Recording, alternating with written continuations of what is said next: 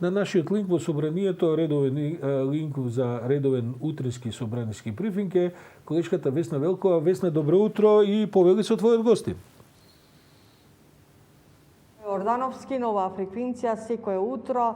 Денеска гостин во нашето утро ќе биде пратеникот од редовите на Алијанса за албанците, господинот Халил Снопче.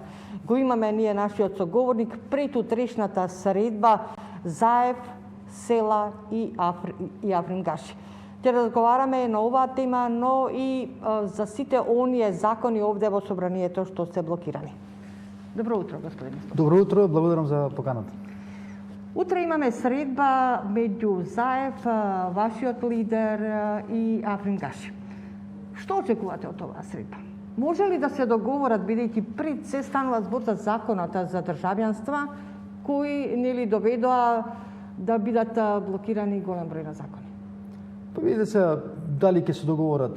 Тоа се поставуваше и сношти ова прашање. После средбата меѓу Заев и Мицковски, значи се поставуваше прашање дали ќе се договорат сега Заев со лидерите на албанската опозиција во државата. Значи, ако одиме малку понаназад во историјата, ние немаме баш многу добро искуство со овие средби со господинот Заев, пошто искуството покажува дека секогаш друго се разговарало, друго се действувало. И господин Заев никогаш не остана доследен на тие договори што се направени. Фактички им свртуваше грб на сите договори во поранешните средби и така натаму. Значи не сме ние тие што многу веруваат на господин Заев во ова работа. Меѓутоа, нашето действување после блокирањето на законот на државенство, сметаме дека користивме една тактика што го принудува на некој начин, ја принудува власта да седне, да се договараме озбилно.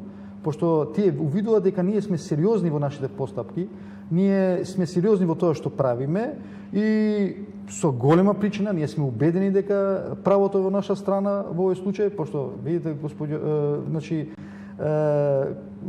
почнува на Весна, ние велиме дека еден огромен број на граѓани, без оглед колку се, пошто тука има лицитирање на бројки. Да, од 70.000 па до 2300. Нема врска, власта кажува 3500, не знам што, без оглед колку што се. Значи тоа е еден голем број на граѓани кои што всушност се граѓани од втор ред во оваа држава. Тие граѓани не можат да ги користат нивните елементарни права. Тие граѓани немаат ни пензиско осигурување, ни здравствено осигурување. Еве за време на пандемијата, еве вие ја принципелно ја извадив маскава, вие сте со маска, пошто се чуваме. Тие за време на пандемијата не може да ги уживаат нивните права здравствени. Значи, ако, не дај Боже, се инфицираат со вирусот, треба огромни суми на пари да дадат. Тие немаат патни исправи, тие не можат да патуваат никаде во државата, надвор од државата. Тие всушност од претходните 4 економски мерки не добиле ништо. Зошто? Зошто едноставно немаат државјанство. Но господине Снопче, законот за државјанство, јас го читав, има неколку спорни точки кои би рекла еве експертите не европски. Може ли договор околу овие точки? Еве таму стои да се добива државјанство само со тројца сведоци или со познавање само на албанскиот јазик. Дали е тоа во ред? Какви се вашите искуства споредбени со другите држави? Видите се, вие се реферирате на некои експерти, меѓутоа и ние сме се реферирали на некои експерти. За жал во Македонија тоа е проблемот. Дали може да ни посочите таков пример? Експертите всушност не се експерти, меѓутоа тие коментираат од дневно-политичките интереси. Значи тоа е за жал, пошто и ние сме кои се консултирали со експерти. Може ли да ни посочите пример? Експертите во светот и светските експерти, пошто видите, ние имавме едно мислење на владата.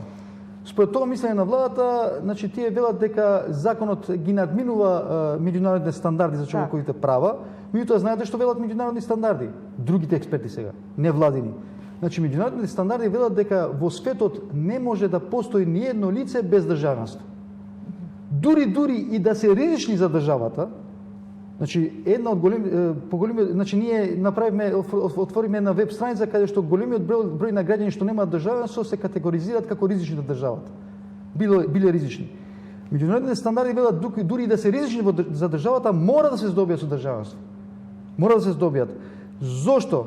Затоа што тоа е сплет на околности, не може да има граѓанин без никакво државјанство. Значи, еве да речеме пример ради, ако еден граѓанин нема државјанство, поради фактот што е ризичен за државата. Само да објаснам. Меѓународните стандарди велат дека тој граѓанин, пошто е ризичен за државата, мора да се протери од државата. Кој е протеран од Македонија? Никој. И да се протера од Македонија, каде ќе се протера? Пошто нема друго државјанство. Или нашиот пратеник, господин Тазири, во говорница рече, го спомна примерот со Хитлер, постмортум во Германија имало иницијатива да му се одземе државјанството на Адолф Хитлер. Уставниот суд на Германија категорично забранило, пошто рекло, објаснувањето е, не може да постои било кој лице во светот да нема државенство. Значи тоа велат експертите. Сега тројца сведоци се ипотетично, тоа може да се смени, може да се договориме. Тоа не е Библија и Куран, ние сме донели, значи тоа беше предлог. За вас е битно да се седнете, се разговарате. Апсолутно, ние бевме многу коректни, почитувана Весна, бидејќи пред да го предложиме законот, нашиот координатор ги предаде и ги распредна кај сите координатори. За да ги добиме мислењата. Ни една политичка партија не даде мислење. Значи, тројца сведоци може да се сменат. Еве еден пример да речеме. Според законот за матични книги од 1980 година, значи се вметнати освен тие бројки за ден, датум на година на раѓање и така натаму, две бројки. За Македонија тие бројки се од 47 до 49. И може да се конфирмира тука. Ако е една од бројките, значи тоа е доказ дека е родено лицето во Македонија. Дури според законот од 77 година лицето што е роден во Македонија и да бил од родители кои што немаат државенство македонско, значи тоа лице, тоа дете по автоматизам се здобивало со државенство на Македонија. Законот сепак го блокираат со амандмани ВМРО, ДПМН и Левица. Дали со нив треба никаков диалог? Види сега, повлецат овие амандмани. Види сега, значи тука ние сме убедени дека има една синхронизирано дејство меѓу власта и ВМРО. Знаете зошто?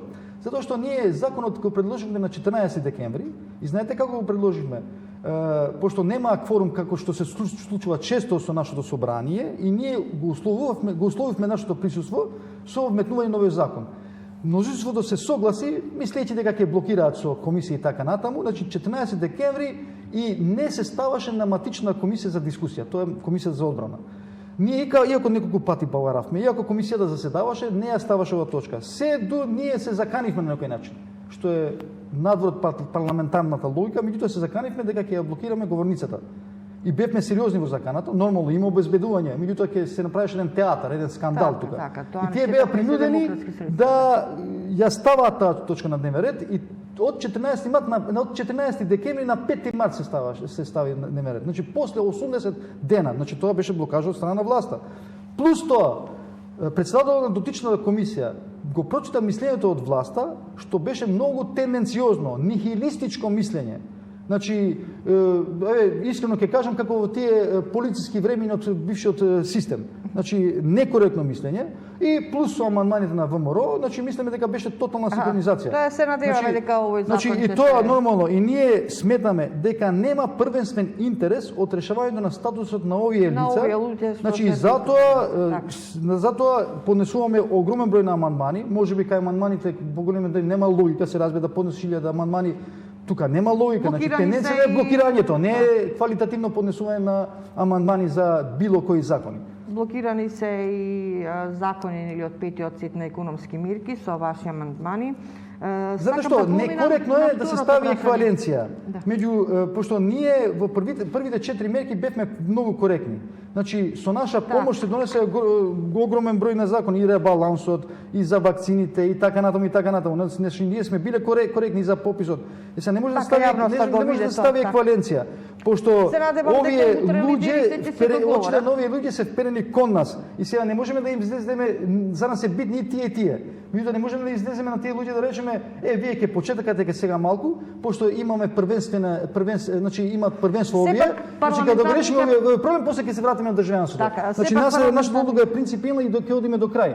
Пошто за нас се сите битни и ние сакаме паралелно да ги решиме и сите. Сепак пратениците не успеа да се договорат, сега лидерите ќе се договорат, иако сме парламентарна демократија, испаѓа дека лидерите го отклучуваат никако собранието, но сепак ќе поминеме на второто прашање. Знаете зашто не се договарат пратениците?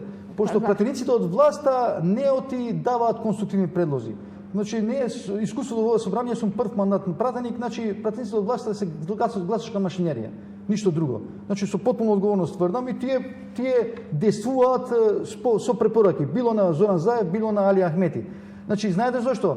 Еве, ние имаме некои закони, да речеме кога се закони битни за нив, да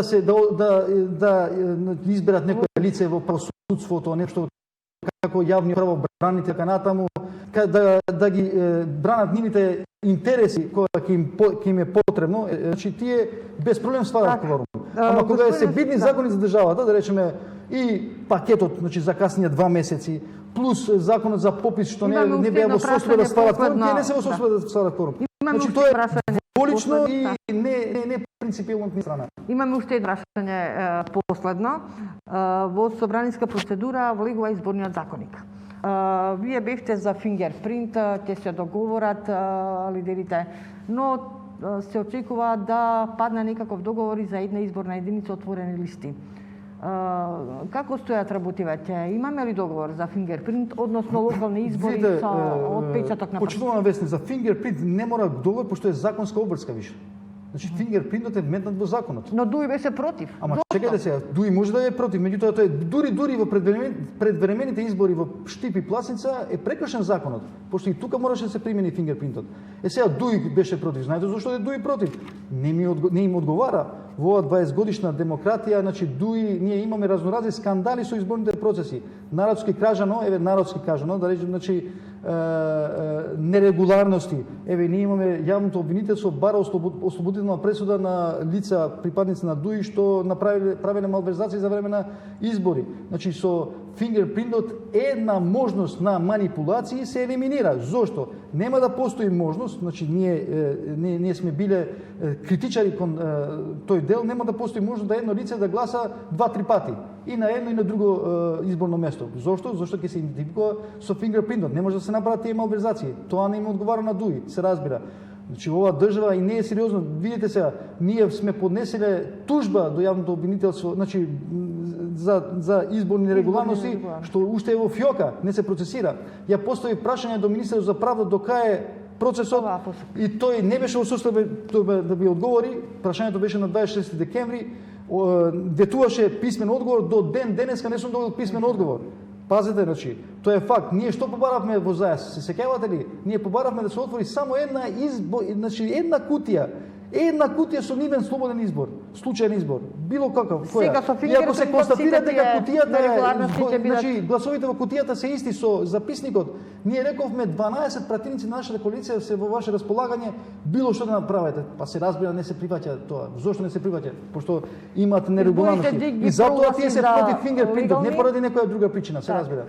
Државната изборна комисија изборите и резултатите ги призна, ги прогласи за легални избори. Па секогаш е така кај нас. Така, ни остана господин Сноќев уште 2-3 прашања неодговорени. Ние имаме прекрасни закони, министер за правда. Ние имаме одлични закони само да ги во почитуваме. хартија кои што не се применуваат и заменик премиерот Груби што рече нема да има сега од тој мандат, од кога тој е заменик премиер, нема да има нарачка на процеси со телефон. Значи досега имало нарачка, значи и законите и процесирањето се правеле по телефон. Тој јавно призна, несвесно сигурно на пресконференција. Двата министра на пресконференција го рекоа тоа. Не знаеме дека како функционира. Не случајно сме со индекс на корупција уште полошо. Имаме Министерство за корупција, а 2021 е полошо од 2020 и 2019. Не случајно сме заробена држава. Не случајно сме најнесреќна држава во регионот и во Европа според некои параметри и така натаму и така натаму. Тоа не се случајно. Значи не може да се рече ова е перцепција само што велеше министерот. Не е тоа перцепција, кај што има перцепција, има и реалност, се разбира. Така, ви благодарам на разговорот. Ни остана уште едно прашање неодговорено за пописот, но времето толку дозволува. Утре ќе одговарат лидерите и денеска на пресконференција. Така, ќе ги слушнеме лидерите. Тоа е малце така, треба пратениците повеќе да ги слушаме отколку лидерите, кога станува збор за собраниски. Јас сум на ограничено вие времето ваше сигурно. Така, ви благодарам уште еднаш за разговорот.